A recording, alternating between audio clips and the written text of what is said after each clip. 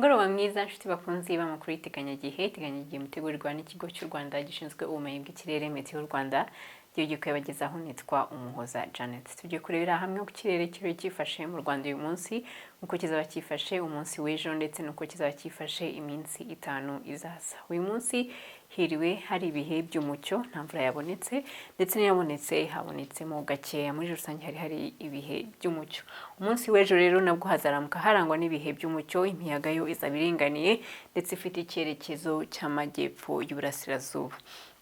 Turebye mu buryo bwimbitse uko ikirere kizaba cyifashe muri rusange mu Rwanda, uko twabivuze umunsi w'ejo hazaramuka hari ibicu byiganje, hari ibyo bicu bikaba nta mvura bizatanga mu majyepfo. Igipimo cy'ubushyuhe bwo hasi mu majyepfo kizajya kuri degrees Celsius 14. Iburengerazuba nabo bazaramuka bafite ibihe by'ibicu byiganje bidatanga imvura. Igipimo cy'ubushyuhe bwo hasi kizajya kuri degrees Celsius 11, kizagaragara mu karere ka Nyabihu, naho abandi bazaba ari hagati ya degrees Celsius 11 na degrees Celsius 17.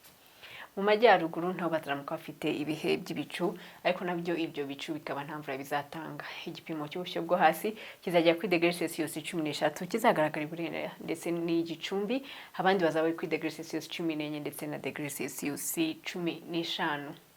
Turebye iburasirazuba n'abazakomeza barangwe n'ibihe by'ibicu byiganje, ariko nabo ibyo bicu bikaba nta mvura bizatanga.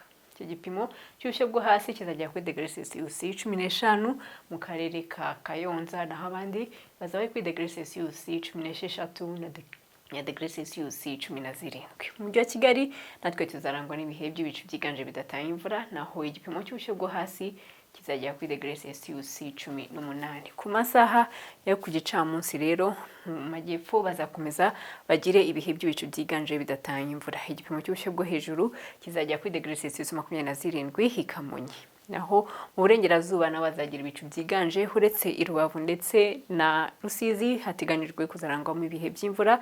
Igipimo cy'ubushyuhe bwo hejuru ho kizajya kuri degrees Celsius 27. Mu majyaruguru i Musanze ndetse n'i Burera bazagira ibihe by'imvura, naho abandi bazaba bafite ibihe by'ibicu byiganje bidatanga imvura. Igipimo cy'ubushyuhe bwo hejuru kizajya kuri degrees Celsius 26 i Rulindo.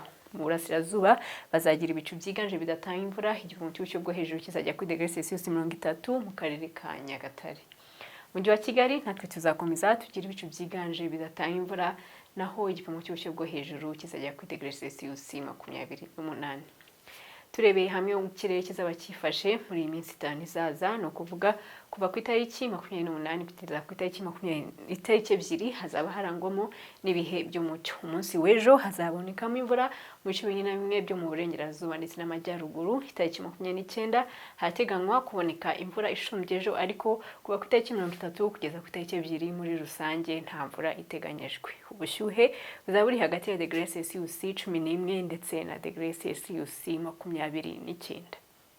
Umunsi w'ejo izuba rizarasa saa 11:59 za mu gitondo, rirenge saa 12:07 za nimugoroba. Murakoze, mugire umugoroba mwiza.